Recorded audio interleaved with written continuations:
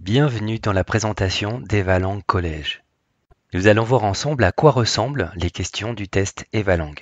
Evalang Collège est constitué de 3 épreuves. Une épreuve de compréhension orale, de compréhension écrite et enfin de grammaire et lexique. Pour chacune des épreuves, toutes les questions sont proposées sous forme de QCM. Il y a toujours une seule question par support et 4 choix de réponses proposés. Pour chaque question, il n'y a qu'une seule réponse à choisir. Attention, une fois le test commencé, toutes les informations, documents, consignes, questions, sont en anglais. Voyons ensemble un premier exemple de question. Il s'agit de l'épreuve de compréhension orale. La consigne est toujours la même, on vous demande de cliquer sur le bouton audio, c'est celui-ci, et d'écouter le document. Ensuite, il convient d'écouter chacune des réponses proposées et de cliquer sur celle de votre choix.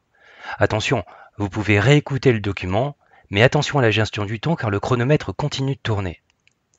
Si vous choisissez de réécouter, le document se relance depuis le début. Il n'est pas possible de réécouter une partie spécifique du document. Une fois que vous aurez sélectionné votre réponse, il suffira de cliquer sur Submit pour valider et la question suivante s'affichera à l'écran. Ah, une précision. Lors du test, si vous ne voulez pas répondre à une question, vous pouvez passer directement à la suivante en cliquant sur la flèche du bandeau de droite. La question non répondue vous sera proposée à nouveau à la fin du test. Mais attention, si vous cliquez sur Submit sans avoir choisi de réponse, la question ne vous sera pas reproposée et sera considérée comme fausse. Ne vous trompez pas. Allez, on écoute le document. What time does the film start? Ok, on demande un horaire. About 2 hours. Là, c'est une durée, ça ne va pas. At 10 o'clock. Ouais, là, c'est cohérent.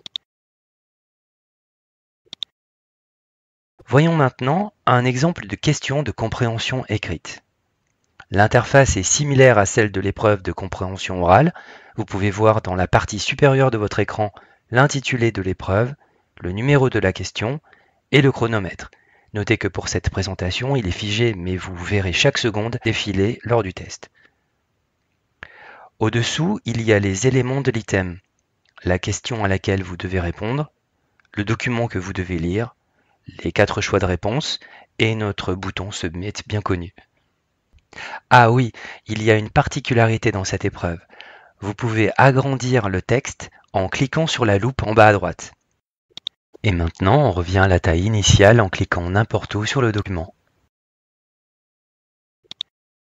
Alors, Ryan écrit à propos de quoi?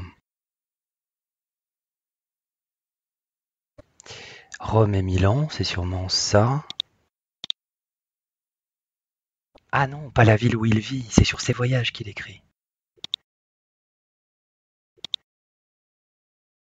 Il est temps maintenant de voir la 3e et dernière épreuve du test. Voici un exemple de question de l'épreuve de grammaire et lexique. La consigne est toujours la même, on vous demande de compléter la phrase, c'est celle-ci. Pour compléter la phrase, il vous faut choisir dans le menu déroulant la seule proposition qui la complète correctement. Ah, et puis, comme toujours, cliquez sur Submit.